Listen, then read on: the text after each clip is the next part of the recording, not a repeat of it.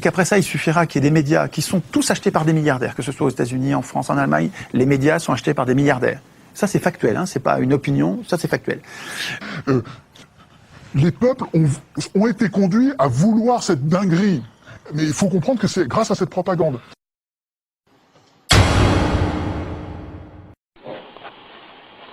Si tu as envie de te payer des vacances, c'est pas interdit. Mais de là, les villes où ils font chier les gens chez eux. Et ton pays, tu l'as oublié. Oui, monsieur Verdi, les intellects que vous accueillez chez vous, je voudrais que les copains français qui le sachent. Ils ont été formés en Algérie, leurs études payées à l'étranger en Algérie. Et ils vont soi-disant en France parce qu'ils trouvent un environnement. Ça, c'est des sinistrés économiques, les gars. C'est des sinistrés économiques. Ces gens-là, on les a fait venir de force, alors qu'on était déjà dans une période de récession économique, puisque c'était entre le premier choc pétrolier et le deuxième choc pétrolier. On les a fait venir pour métisser le peuple de France. Le métissage est toujours un moyen de contrôle pour les minorités agissantes. On les a fait venir pour les dresser contre les Français de souche à travers les éducateurs trotskistes qui les ont systématiquement fait l'apologie des voyous ethniques contre les Français de souche, montrés comme collabos, racistes, torturants en Algérie. On les a éduqués à la haine contre la France et les Français, il ne faut pas oublier. Ouais, mais c'est pas ton pays. Quand tu as envie de faire un château de Versailles, tu le payes le château de Versailles dans ton pays. Ne va pas admirer le château de Versailles. Tu as vu Versailles? C'est beau. Alors tu construis ce que tu crois. Tu ne fais pas chier ton monde. Et vous, les Français, vous êtes une bande d'enculés. Pourquoi? Because vous accueillez des gens, vous les faites bénéficier de vos lois, et vous nous faites chier, nous les Algériens, c'est nous qui sommes pénalisés. Alors on ne vient plus chez vous, parce que les autres, ils nous font passer pour des je ne sais pas trop quoi. Et il faut pas oublier qu'à l'époque, Jean-Marie Le Pen avait montré ses dangers à partir de 1973. Il y a une inquiétude du pays vis-à-vis de l'immigration sauvage en particulier, parce que les gens, vis-à-vis des travailleurs, ont une attitude normale, et d'ailleurs qui ressemble à la nôtre, mais vis-à-vis de tous les gens qui viennent se faire soigner en France et qui franchissent les frontières sans aucun contrôle, il y a une hostilité certaine, et je pense qu'il y a là un véritable impact de notre campagne. Alors que les Algériens ils restent chez eux, d'accord. Et M. Le Pen n'a pas raison. Il est plus nationaliste que vous. Il aime son pays. Dis-lui. Ouais. Marine, invite-moi chez toi. Marine, je peux venir, je te fais le bisou. Tu fais un débat. Tu ramènes les Algériens qui sont là-bas. Pas des harkis, non, j'en parle pas. C'est fini la guerre. Mais tu me ramènes les bougnoules qui sont là-bas, les Algériens, des intellects, les cerveaux. Ceux à qui vous avez donné l'asile politique, comme quand on va leur couper le zizi ici. Tu les ramènes, tu vas voir comment je vais les enfiler, tes mecs. Quel est l'objectif? Ça va faire parler, mais l'objectif, c'est relever le défi du métissage. Published the plan for a united Europe and the ethnocide of the peoples of Europe. The encouragement of mass non-white immigration was central to the plot. Et si vous ne voulez pas le comprendre, il faut que vous compreniez qu'il y a les enfants de ces gens-là ici qui sont en métropole et qui, eux, le comprennent. Quand on parle de concret par rapport au dédommagement, nos pays, en Afrique noire, quand on sait que ce sont des vallées qui sont à la tête de ces États-là, qui sont mis et qui musaient, j'ai envie de dire, la population, dès que la population se lève. Le citoyen français comprendra ça. Vous n'avez pas encore compris, nous, on n'a plus rien à perdre parce qu'on ne peut pas rentrer chez nous. On est bloqué ici. Vous nous avez imposé un dictateur là-bas. Vous allez voir. Je parle des élus français, on vous mettra à nu. On criera ça partout, on ira dans les métros, dans les bus. Vous allez nous arrêter, vous allez nous relâcher parce qu'on a tué personne. On va continuer à crier. La France, c'est pas à vous. Le père fondateur de la France, vous allez aussi rapatrier personne parce que le père fondateur de la France, c'est pas vous. Voilà. Et Emmanuel Macron, nous allons te mettre barrage. Dès maintenant là, on va commencer à te mettre barrage. Et c'est ce degré de schizophrénie, de débilité. C'est pour ça que quand on parle de concret, ça c'est très concret ce qu'on dit. C'est très concret ce qu'on dit. Parce que je vous dis que la France sera beaucoup moins noire, sera beaucoup moins arabe. Il sera même beaucoup moins un tas d'autres choses le jour où chaque pays pourra décider de sa propre destinée. Par nos pays, non pas pour éradiquer le racisme, mais bel et bien pour l'entretenir. Et je demande aux citoyens de faire eux-mêmes leurs recherches à ce sujet pour qu'ils s'en rendent compte. Et après ils vous disent, oui c'est la faute aux arabes, c'est la faute aux juifs, c'est la faute aux blancs, c'est la faute aux jeunes, c'est la faute aux vieux, c'est la faute aux jeunes, gna gna. Parce que je vous dis un truc, c'est pas le nombre d'euros, c'est le nombre de centimètres que va faire la circonférence de notre cul dans pas longtemps. On a dépassé tous les Guinness de la stupidité. C'est pour ça que le bon Dieu nous a choisis, je vous ai déjà dit. Et si je réussis avec eux, je réussis avec tout le monde.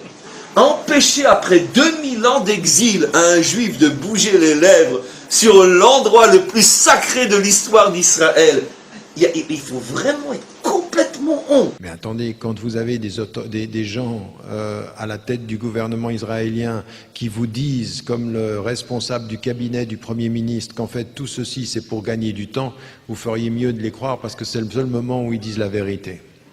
Non, mais je rêve. Non, mais je rêve. De toute façon. BHL a passé son temps à nous dire qu'il fallait bombarder la Libye, qu'il fallait bombarder l'Afghanistan, qu'il fallait bombarder l'Irak, qu'il fallait bombarder la Syrie. Est-ce que ça ne s'appelle pas... Moi, je vous parle pas de climat, je vous parle de vérité. De toute façon. Je vous parle de vérité. Est-ce que BHL est un belliciste, oui ou non? Ce type a fait carrière sur le bombardement des populations musulmanes.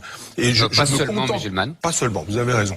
De beaucoup de publics. Absolument. C'est un argument de... Ah, mais je lui ai dit ici. Je lui ai dit ici. Il passe son temps à appeler au bombardement, à la destruction des États. Voilà. Quand on le dit, on est violent, méchant, agressif. Est-ce qu'on utilise le langage de l'extrême droite des années 30? Est-ce qu'on est évidemment antisémite, tout ce genre de choses?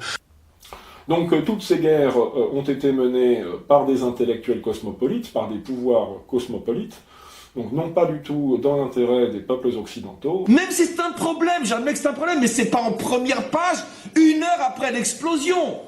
C'est évident qu'il y a ici tout un complot, toute une machination de tout de suite détourner l'attention des gens vers autre chose.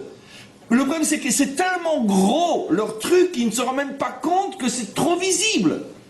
C'est trop visible. On est ceux qui sont censés faire comprendre au monde que l'humanité ne pourra s'en sortir que regroupée autour d'un père, d'une mère, d'un fils, d'une fille, d'un territoire, de frontières, d'une identité, du respect de l'identité nationale, etc. Chose qui aujourd'hui, ça s'appelle le langage de l'extrême droite. D'accord? Je suis un facho quand je parle comme ça aujourd'hui, parce qu'ils sont très forts, ils sont arrivés à nous faire passer nous pour des fachos. C'est de ce dont souffre tellement Marine Le Pen. Et puisque à chaque fois qu'elle dit quelque chose qui est tellement juste, on dit oui, ben évidemment, c'est l'extrême droite, c'est une facho. D'accord? Mais bon, c'est pas que je suis d'accord avec elle, mais quoi qu'il en soit, je veux dire, c'est la dernière Française qui reste en France pour l'instant.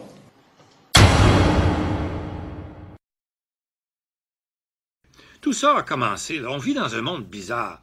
Il y a quelques semaines, Justin Trudeau, pour faire un pied de nez au président des États-Unis, Donald Trump, qui lui veut qu'on ramène chez eux des immigrants illégaux, Trudeau dit non, amenez-les ici au Canada, ils sont bienvenus. Et depuis quelques semaines, effectivement, on voit entrer plusieurs migrants illégaux qui passent par les frontières du Manitoba, par les frontières de l'Ontario et du Québec. Bizarre tout ça, c'est bizarre. On vit dans un monde spécial. Proche des immigrés, c'est que vous instrumentalisez la souffrance qui se cache derrière le racisme à des fins politiques. Et c'est une imposture.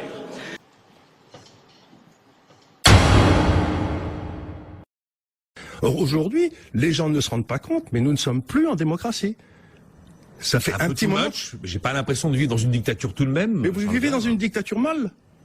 Tout cela est basé sur une crise existentielle fabriquée par les élites politiques de gauche. Protégés dans leurs tours d'ivoire et leurs hôtels de luxe, transportés entre leurs banquets et leurs soirées privées par leurs chauffeurs, ils n'ont jamais à vivre au sein de la crise sociétale qu'ils ont créée. C'est une catastrophe. L'Union européenne veut forcer ses membres à accepter davantage de migrants. Macron menace de sanctions la Pologne qui refuse de le faire. Si on gère ça comme ça va très mal se passer. Voilà. Il y a des moments où il faut, à partir du moment où vous rentrez dans une dictature, il faut... Vous pouvez pas appeler... Comment ça? À partir du moment où votre système de justice décide et est superposé par un autre système de justice qui n'est contrôlé par personne, ça s'appelle une dictature. Si vous n'avez plus le contrôle de votre justice, vous êtes dans une dictature. Et l'Europe a pris ça sur elle. S'ils trompent le monde avec des fausses promesses, comme M. Couillard a fait des fausses promesses pour se faire élire, comme Justin Trudeau fait à Ottawa, c'est scandaleux, les dizaines de milliards de dollars de déficit à chaque année qu'on va payer pour augmenter cette fameuse dette, et ça presse de sortir de la Fédération canadienne.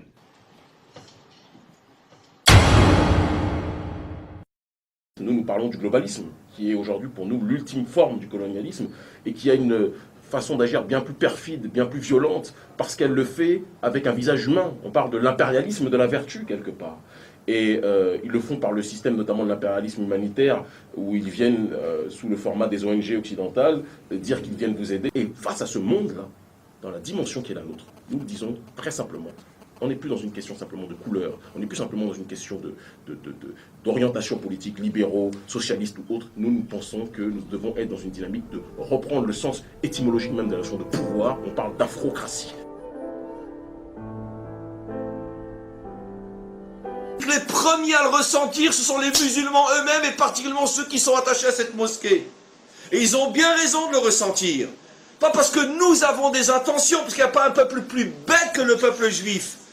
Et aujourd'hui, alors que jamais Israël n'a été autant méchant à l'égard des Juifs eux-mêmes qui osent bouger les lèvres sur le mont du Temple, ça veut dire qu'il n'y a aucun risque qu'ils puissent penser qu'on ait la moindre mauvaise intention. Et malgré tout, ils nous accusent de plus en plus de vouloir récupérer le mont du Temple. Vous savez pourquoi?